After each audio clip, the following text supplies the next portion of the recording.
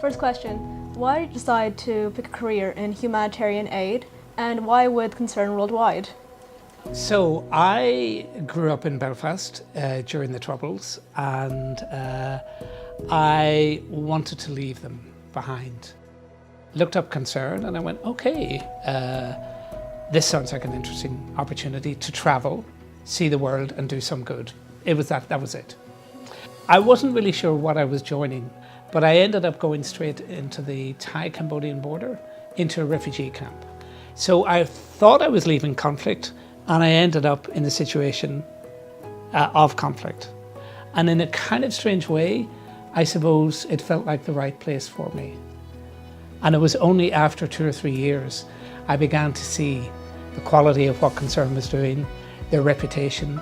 And then I began to realize, oh goodness, you know, this is quite a big business. You have accountants, you have communications people, you have lawyers, you have administrators, you have HR people, you have the whole business that supports the work on the ground. And that told me a lot about the organisation. What has been your biggest achievement or the one you're most proud of? So I think often the things that you're most proud of are the things that were toughest. And after being in Cambodia, I was asked to go into Rwanda just after the genocide.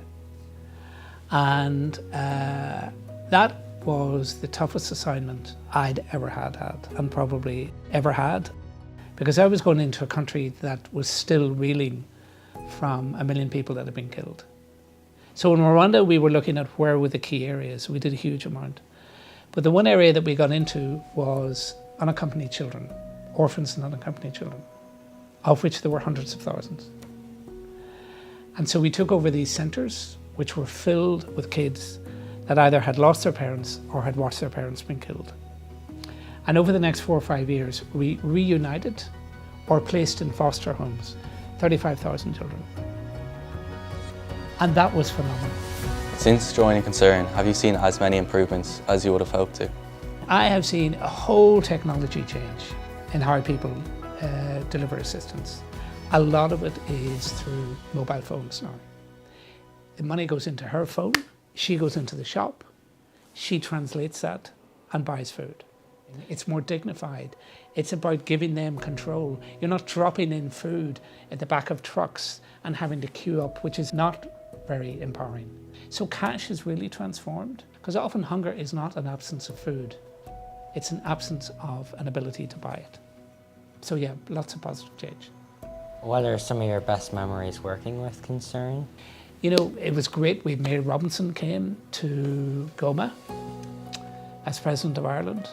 It was amazing to hear her speaking. I was very proud of Ireland. But I think it was just achieving something with the teams that we were working with. Do you know, if you're like playing sports, or if you're part of a choir, or if you're part of anything, if you're part of something, the best bit is working with people and achieving together. So to be honest, it's really about that. Based on your time in Concern, if given the opportunity, would you do it all again? Absolutely. I mean, I think the thing is, I've always, and I still feel, extraordinary privilege of being able to go into other people's countries and cultures. I've worked in 16 countries and I've probably travelled to about 30. I always felt incredibly privileged to be able to do that. Would I change it? No. What can our generation do to tackle hunger and conflict? I mean, we all see Greta Thunberg and what young people are doing to change the whole activism on climate. Nobody saw it coming.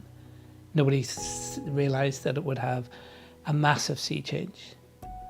And we love to see some of that happening with conflict and hunger.